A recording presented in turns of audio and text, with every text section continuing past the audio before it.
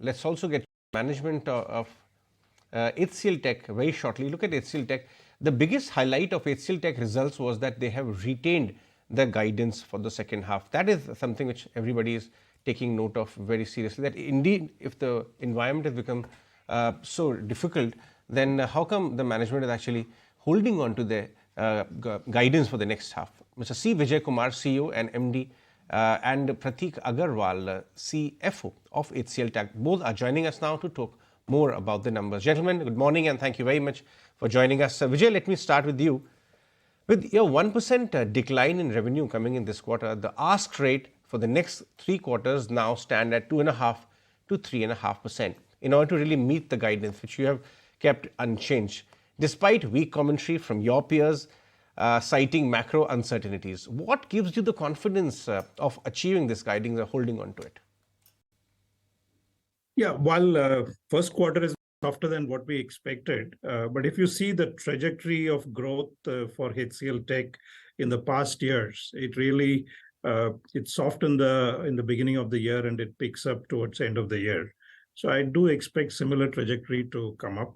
And we had $2 billion of booking in the March quarter and $1.5 billion booking in this quarter. These are all new bookings. So I think all of this will help in revenue translation. And we have very strong pipeline. Our pipeline has grown almost 18% from a quarter on quarter. And there is a significant amount of large deals in the pipeline. So all of that gives us the confidence to keep the same guidance. All right. Morning, Vijay. Now, in the media briefing, it was mentioned that growth is likely to improve in the coming quarters based on the pipeline and the advanced stage pipeline. To what extent is your guidance of FY24 based on the pipeline and advanced stage of pipeline, and how much weightage has been ascribed to signed orders and deals that are closed to arrive at this guidance? So it's difficult to very specifically say so much percentage of growth is dependent on large deals. But of course, meeting the guidance is dependent on good bookings in Q2, which is the current quarter. That will be a very, very critical point to look at. Right. Vijay, you say on one hand, the deal pipeline is robust, but this quarter, the deal wins actually declined by 25% sequentially because of the delay in conversion, I'm guessing. Help us understand this dichotomy and what gives you the confidence that, conversion will be better going forward. Yeah, the conversions in the past quarter, which is the June quarter, is really based on the pipeline that was there quarters ago. So maybe 2 quarters ago, the pipeline was a little bit modest, and that's why conversions are also a little low. If you look at our commentary last quarter and even this quarter, pipeline has grown significantly. And when pipeline grows, we have different ways of evaluating our pipeline. And the pipeline is quite uniform across different geographies, different verticals. And there is some level of confidence in some of them working out our way. Prateek, there was a big miss on your margins too. In fact, for the entire sector, margins have been under pressure, but yours from sub 17%. How do you plan to claw back to 18-19%? So let me come in there. Our margins in the Q1 are at 17%. By the way, it happens to be the same 17% that we were at in Q1 of the last fiscal year. So on a year-on-year basis, the 17% has remained constant in that sense. Of course, there is a steep ask rate to meet the 18 and 19%. Some of it is seasonality because our products business has a peak in the December quarter, so that we can expect this year as well, which typically offsets the weakness of the first quarter. First quarter, as we have been publicly telling people upfront, is a quarter where we give a significant cost takeout productivity benefits to our customers, which is an annual feature. And this quarter, we also had ER&D, which what we said last quarter was there was in the month of March, there was a decline which affected the previous quarter, and this quarter is basically a full quarter impact of what happened pretty much in the last month of the previous quarter.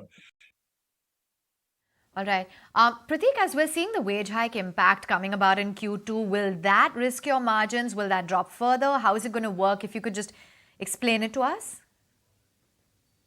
So the point is that it will be higher than 17% for sure. Otherwise, obviously the 18 to 19 band becomes even further away to meet. And like I said, the Q2 wage increments that we normally do in the Q2 of most years has been deferred already to the next quarter. And the increments that happen in Q3 and Q4 have been done away with. So that is what I was talking about in the previous question. Right. Prateek, since there has been no wage hike, your margins won't be weak. Is that a correct and fair assumption? There is no wage hike in Q2, which is the current quarter, July to September. And in the second half of the year, for the junior staff, there would be increments which would have an impact, but not for the seniors. Vijay, the company, the acquisition of the ASAP group, which may add about 0.2% in revenue this year itself, is your revenue growth guidance after factoring in this acquisition as well? No, this does not factor in this. This will be in addition to the revenue guidance that we've given. Normally, our revenue guidance is organic guidance, and this is a very good acquisition for us because automotive software and automotive engineering is one of the biggest spend areas in the engineering and R&D services. And we were a little under-indexed in this space, and we've been looking for acquiring the right assets to enhance our capabilities. And with our global capabilities and the strong capabilities in automotive of ASAP, we believe it's a great combination, and it will help us to get some good traction in this segment. Right. And Vijay, what led to that 5% QOQ cross-currency decline in your revenues in the ER&D segment in Q1? Are you seeing a cut in discretionary spends in this segment or a delay in ramp-up of projects? What's the outlook? I think it's a mix of both. Primarily, our ER&D services has a big component coming from the tech vertical and the telecom vertical. They pretty much are contributing to half of our ER&D spend. And the other half is in manufacturing, medtech, and transportation segments.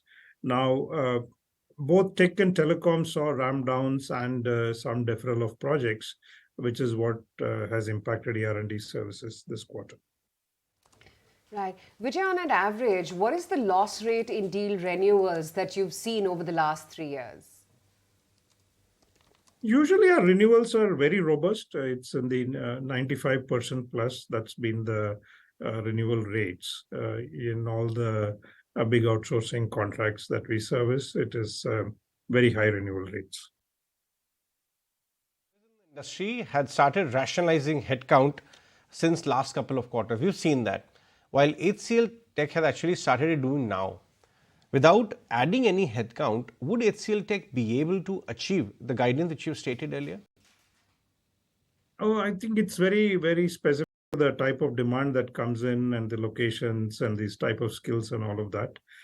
So obviously, I don't think we will grow without adding any headcount. There will be some addition of headcount to kind of support the growth because we have the ask rate for the next 3 quarters are quite high. So there will be headcount addition.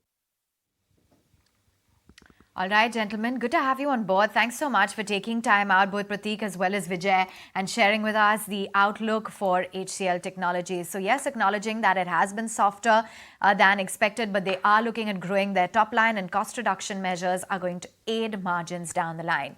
This will certainly be a stock to watch in trade.